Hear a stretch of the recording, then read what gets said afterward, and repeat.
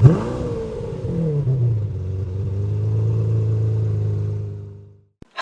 and welcome back to the channel, everybody. And if you're new here, hello and welcome. This is Motor Mike Media, and as always, I'm Motor Mike, and today, well, we're going to talk about the 2022 Hyundai Ioniq 5. Now this vehicle, I really like it. It has that retro futuristic looks to it. No matter what angle you look at this vehicle, sharp body lines, very unique styling. So let's talk about what sort of styling in the front end. The front end has a nice, sharp, clean look to it. I really like the LED signature. These LED lights make little tiny boxes, little squares up front, helping with that retro look. Now the side profile, a great looking silhouette, guys. It has that hatchback look. Now, Hyundai will tell you it's not a hatchback, it's a crossover because crossovers sell. But a great looking silhouette, sharp body lines. A nice single body line going all the way across the vehicle, and below there, a really sharp one, almost making a Z pattern. It's very catching, very bold. I always like when a company will take little styling risks. In the lower part, a nice little contrasting color piece to kind of break things up.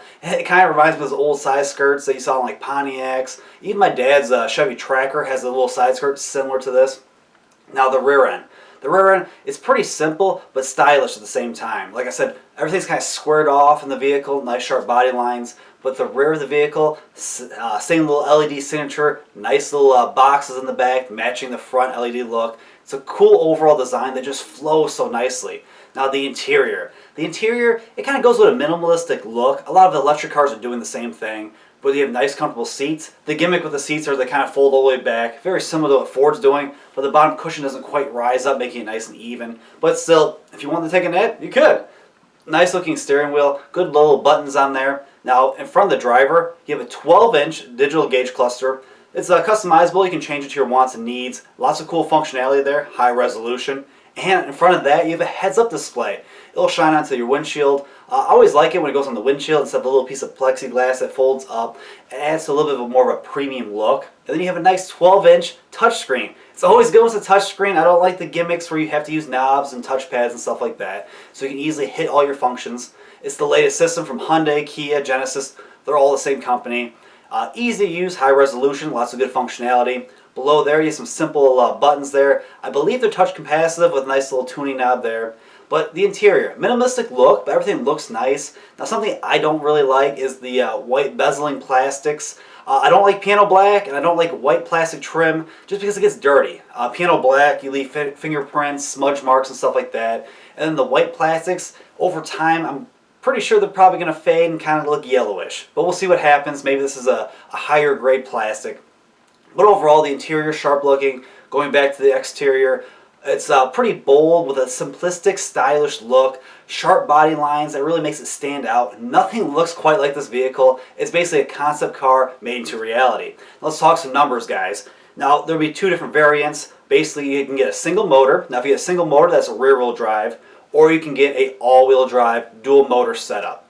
Now, a single motor, basically that's going to give you 225 horsepower, 258 pound-feet of torque, so pretty decent numbers there. Now remember, that is rear-wheel drive, and that will get you 300 miles of range, and that's awesome. 300 miles of range, that gets rid of your range anxiety altogether. Now if you do want to get all-wheel drive, like an SE or an SEL model, that will give you about 269 miles of range, so you'll lose some of the miles of range for the all-wheel drive capabilities.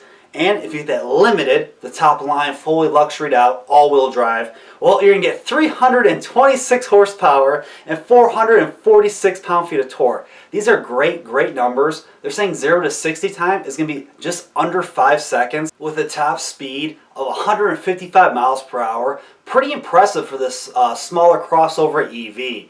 Now, other cool things are, well, if you have a 350 kilowatt charger, you can charge from 10% all the way to 80% in 18 minutes. Now, I don't know where you can ever find one of those, at least not in my area, but hopefully in the near future there'll be more of those 350 kilowatt chargers, because that is very impressive charging times. This vehicle, it's special, it's different, it's unique. Like I said, the styling, I really dig it, that retro futuristic look. It's a concept car made into reality. But I want to know what you guys think. What are things you like and don't like about this vehicle? Do you wish it was more retro? Do you wish it was more futuristic? And what do you think of the interior? I don't like the white plastics, but maybe you guys do. It's a cool contrasting color. That's kind of cool. But the tech is impressive. I like the heads-up display. I like the big screens.